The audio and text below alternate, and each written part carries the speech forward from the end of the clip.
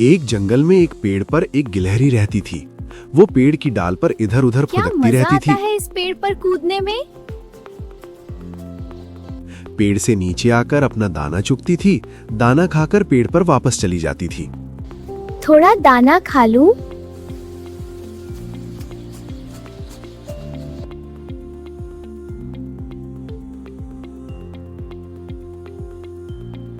यहाँ का खाना खाते खाते बहुत दिन हो गए। शहर चलूं? गिलहरी शहर जाने के लिए एक सड़क के किनारे पेड़ पर बैठ जाती है। थोड़ी देर में वहां से एक ट्रक गुजरता है। गिलहरी उस पर कूद जाती है।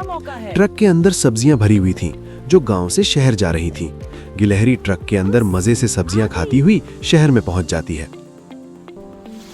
वाह, शहर का सफर और खाना भी। जब ट्रक रुकता है तो वो उतरकर पास ही में एक दुकान में घुस जाती है। यहाँ कितना सारा अनाज है। ये तो जंगल से भी ज्यादा स्वादिष्ट है। कुछ देर में दुकान का मालिक गिलहरी को भगाने के लिए आता है। हट!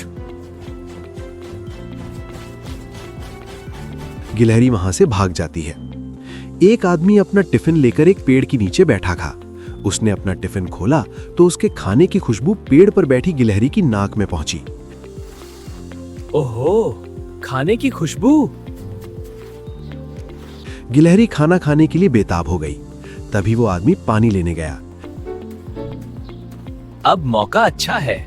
गिलहरी चुपचाप नीचे उतरी और उसके टिफिन में से एक रोटी और अचार को खाने लगी। रोटी अचार। कुछ ही देर में वो आदमी वापस आया। उसे देखकर गिलहरी वापस पेड़ पर चढ़ गई। वो अपने साथ रोटी का एक टुकड़ा भी उठा लाई थी। खाना खाकर उसे फिर से भूख लगने लगी। वो आगे चल दी। वहां एक जगह होली के लिए रंग तैयार किए जा रहे थे। दो बड़े बड़े ड्रम में होली के लिए एक चांदी का और एक सोने का रंग घोल कर रखा था। कुछ आदमी और औरतें इन रंगों को खाली बोतलों में भर रहे थे। गिलहरी को लगा ये कोई खाने की चीज है। वो ड्रम के किनारे पर बैठकर उसे खाने की कोशिश करने लगी। उसने अपनी जीभ उसे चाटने के लिए आगे बढ़ाई ही थी कि वो ड्रम में गिर गई। ड्रम से सोने के रंग की कुछ छींटें पास ही काम कर रही एक औरत पर गईं। वो उठकर देखने लगी तो देखा ड्रम में गिलहरी पड़ी है और बाहर निकलने के लिए छटपटा रही है। उस औरत ने और लोगों को बुला लिया। तभी उनमें से एक बोला, इसे जल्दी से निकालो नहीं तो ये मर जाएगी। एक आदमी ने एक बड़ी सी रंग छानने की छलनी से गिलहरी को बाहर निकाला और वहीं पास में एक और रख दिया। हिल तो रही हूँ, उठ नहीं पा रही।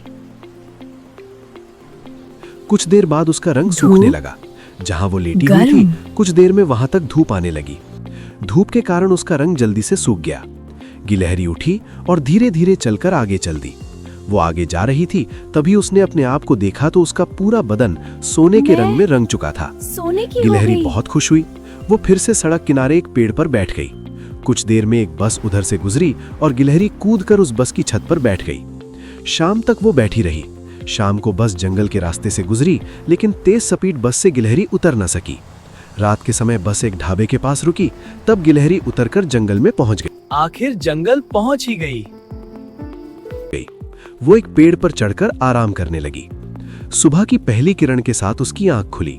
अब वो जंगल में इधर उधर खाना ढूंढने लगी। जंगल के सभी जानवर उसे देखकर हैरान थे। ये कौन सा जानवर है? सोने का? तभी एक कबूतर उसके पास आया और बोला, गिलहरी बहन, तुम कहां से आई हो? गिलहरी ने कहा, मैं परियों के देश से आई हूँ। वहां सभी जानवर सोने के होते हैं। सभी जानवर उसे मेहमान समझकर उसकी देखभाल करने लगते हैं। उसे तरह तरह के फल अनाज लाकर देने लगे। गिलहरी के मजे आ गए। वो मजे से सब खाने लगी। एक दिन एक कौवा उसके लिए अमरूद लेकर आया और बोला, मुझे भी परियों के देश ले चलो। मैं काला हूँ, यहाँ सब मुझे चढ़ाते हैं। मैं भी वहाँ जाकर परियों के जादू से सोने का बनकर आना चाहता हूँ। ठीक है, पर मेरी सेवा करो। ठीक है। बेचारा कौवा उसकी बातों में आ गया और उसके लिए तरह तरह के अनाज, दालें, फल लाने लगा। एक दिन गिलहरी हरी हरी घास पर कूद कूद कर खेल रही थी। तभी आसमान में काले काले बादल छा गए और तेज बारिश होने लगी। गिलहरी ने इधर उधर देखा, लेकिन वहां कोई भी पेड़ नहीं था। इस बारिश में उसका सुनहरा रंग धुलने लगा और जगह जगह से उसका असली रंग दिखने लगा। बारिश रुकने पर सभी जानवर उसके पास आए। उनमें से एक सियार ने कहा, भाइयों, इसने हम सीधे साधे जानवरों को बेवकूफ बनाया। इसे सजा मिलनी चाहिए। गिलहरी रोते हुए कहने लगी, नहीं, मेरा रंग यहाँ के खाने से उतर गया। सभी जानवर उसका विश्वास नहीं कर रहे थे। इसने मुझे तभी भी कौवा धोखा बोला, दिया। इसने सबसे ज्यादा मुझे बेवकूफ बनाया है। इसने अपने साथ ले जाकर मेरा रंग भी सोने जैसा करने का वादा किया और रोज मुझसे नया नया खाने का सामान मंगाती थी। कुछ देर इसी तरह भीड़ लगी देखकर जंगल का राजा शेर वहां आया। यहाँ क्या हो उसे रहा देखकर है? गिलहरी कांपने लगी, क्योंकि अगर शेर को उसकी चालाकी पता लग महाराज, गई तो वो उसे खा मैं- जाएगा। शेर ने पूछा तो गिलहरी ने सारी बात बता दी। ये सुनकर सभी जानवर हंसने लगे। शेर भी हंसने लगा। ये तो वो बोला, तुम्हें माफ करते हैं, अब शहर नहीं जाना। अच्छा खाने का शौक आज तुम्हें मरवा देता।